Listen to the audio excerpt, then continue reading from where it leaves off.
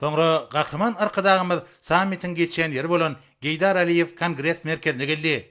Bu ýerde Türkmen halkynyň milli lideri, Türkmenistanyň halk maslahatynyň başlygy Gahryman arkadagymyzy Azerbaýjan Respublikasynyň prezidenti Ilham Aliýew mehirli garşylady. Sammitde gatnaşýan wekilit başdanlarynyň resmi suraty düşmek davrasy tamamlanandan soňra Türki döwletleriň guramasynyň döwlet başdanlarynyň geňeşiniň meclisi geçirildi. Prezident Ilham Aliýew sammitde gatnaşlary mehirli mübareklep, çaqly kabul edenlikler üçin hoşallyk bildirdi. Hemde umumy taryhy, dili, medeniýeti we ruhy ahlak gymmatlyklary bolan halklaryň arasyna raýdaşlygy puturandyrmakda Türki döwletleriň guramasynyň ähmiýetini belledi. Türkmen halkynyň milli lideri, Türkmenistanyň halk maslahatynyň başlygy Gahryman arkadagymyz çykyş etmek bilen, ilki bilen Azerbaýjan Respublikasynyň prezidenti Ilham Aliýew Türki döwletleriň guramasynyň şuňky ýokary derejeli duşuna gatnaşmagy çakylygy hemde mihmansöýürlük üçin tüý sürekli minnetdarlyk bildirdi. Gahryman arkadagymyz guramanyň umumy taryhy, medeniýeti, ruhy mirasy we dili esaslanýan dostlukly halklarymyzyň halkary guramasy bolup durýanyny belledi. Bellenşýäli guramanyň baş maksady Türki döwletleriň arasyna agzybirligi, dostlugyny puturandyrmagy, sewitleň we halkary derejede bilelikdäki tagallalary we hereketleri utgaşdyrmagy gönükdirilenler. Türkmen halky asyrlaryň dowamyna beýleki dogonluk halklar bilen birlikde uly taryhy ýol geçdi. Ol diňe bir döwletlik kadrlaryny we däp desurlaryny ösdürmek bilen çäklenmän eýsem tutuş Ewraziýa Geňişligine öýdara gatnaşyklaryň we medeni alş-salşyň ösmegine, dürli sewda ýollarynyň döredilmegine möhüm goşant goşdy. Şunun bilen birlikde biziň döwletlerimizde ýaşaýan halklar asyrlaryň dowamyna birek bilen siýasy, ykdysady we medeni gatnaşyklary saklanyny bellemek gerek.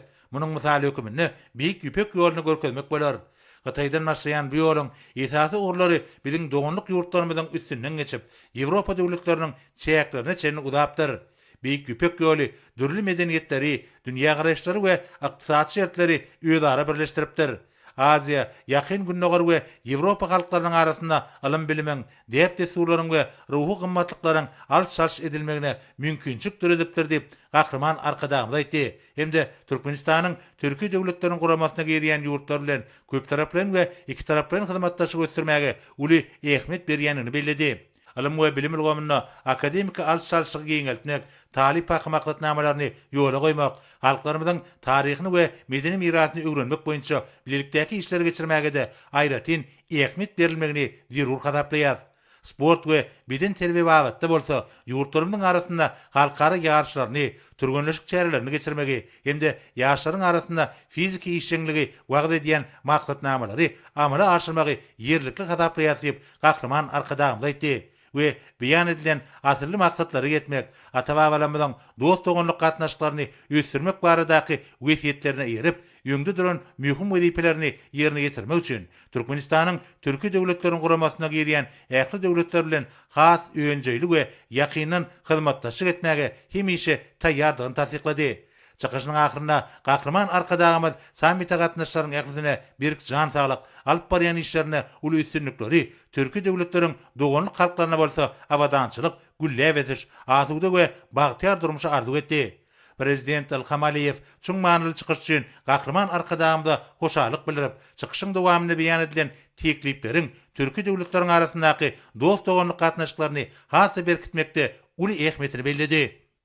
Sammitin ahyryna onuň netijeleri boýunça degişli resmi namalara gol çekildi.